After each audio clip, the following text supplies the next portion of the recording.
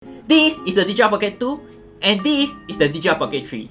Many questions you guys will ask is that if I already have the DJI Pocket 2, should I upgrade to the DJI Pocket 3? This is no easy question because it's a $700 question. This literally costs $700. In this video, I'll break down 8 reasons for you to consider which is really important for your decision making. Number 1. Improve face tracking. The DJI Pocket 3 features a much better face tracking technology than its predecessor, the DJI Pocket 2. In my experience, for the DJI Pocket 2, if I were to go behind an object after 1 or 2 seconds, the face tracking is lost. Whereas on the DJI Pocket 3, it not only locks onto the face for 4 seconds longer, the camera is more accurate in tracking my physical motions. The rotation range is definitely much more. If you're planning to do a lot of vlogging or solo content creation, this might be something to consider. Number 2, image quality. Now we all know that there's a huge difference in the sensor size. The DJI Pocket 2 has only a 1/1/7 inch sensor, while the DJI Pocket 3 has a full 1 inch sensor. The difference is noticeable if you are viewing on a larger screen. The details found in the DJI Pocket 3 is cleaner and sharper. If you can't tell a difference between the comparison footages, then perhaps it's not worth the upgrade. Moving on to a more physical aspect is our number 3, which is this storing case. Now, the storing case on the DJI Pocket 2 can only accommodate one thing, which is this wide angle lens. So as you can see over here, you're able to put the wide angle lens into the case section over here. While on the DJI Pocket 3, you have 2 areas to put 2 separate things. At the top, you can see at the top there's a place to put my wide angle lens, and at the bottom a place to put filters. Now I'll say the point of the filters only matters for all those who plan to want to control your shutter speed or have the Pro Mist filter effect. If you are just a regular shooter, this should not affect you that much. With that said, other modifications about the storage case on the DJI Pocket 2 have this 1/4 inch screw adapter to put your tripod, whereas the storage case for the DJI Pocket 3 does not, because the tripod itself is literally too huge to put it in or have it integrated in.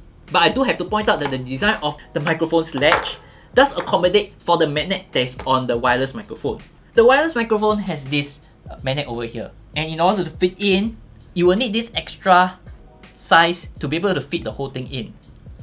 So they are really smart in allowing you to clip the whole thing in without having any issues. But something for you to decide if you really need to have more than 1 filters. If you need to have more than 1 filters, then the DJI Pocket 3's carrying case does have an edge.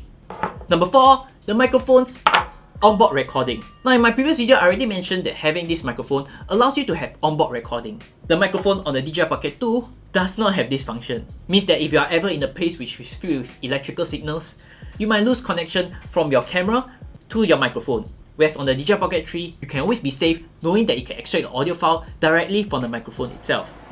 Okay, we are also doing an audio test. If you can actually hear me, it is always recording if it's separate from the camera. Number 5, magnetic properties. Now, having larger lenses means that there's also another edge. Attaching lenses on this will be relatively easy than attaching it on this. The lenses are much smaller for the DJI Pocket 2, while on the DJI Pocket 3, it's much easier. I can't tell you how many times I accidentally not attach it securely and it actually falls off. Another magnetic aspect is of course its microphone, which has this clip-on magnet. It's very useful if you are wearing thick clothing or fur coats. Well, that will not apply to me because I'm staying in Singapore and it's hot as hell all year round. But for all those who are in colder countries or tend to wear more layers, having this strong magnet will be really helpful to helping you to secure your microphones onto your body. Number 7, wireless monitoring. As mentioned in my previous video, to connect this to my phones, I will need to have attached this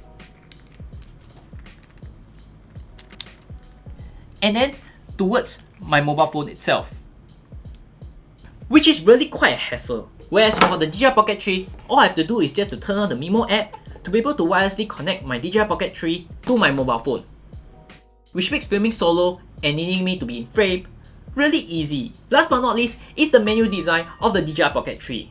Now don't get me wrong, I have a little complaint about this main design as mentioned in my previous video. But beyond that, it's rather easy to navigate other different kinds of functions. All I have to do is just go inside the menu over here and press this little button, and I have access to all these different functions. If I ever need more, I can always click on all these different little icons over here, which allows me to access different effects. Now, in case if you're wondering why there's some color defects, it's not. It's because I have a protective layer on top of this. Having a larger screen to navigate the menus does certainly help, comparing with such a small 1-inch screen on the DJI Pocket 2. So overall, this provides a much friendlier user experience because of its new design and its larger screen. I can always access my favorite effect, which is the spin shot, in less than 3 steps. Oh, they also forgot to mention that the DJI Pocket 3 now has the showcase effect. This showcase effect allows you to be able to focus on the item that you are showing in front of the camera rather than on other faces, which is really important for product reviews.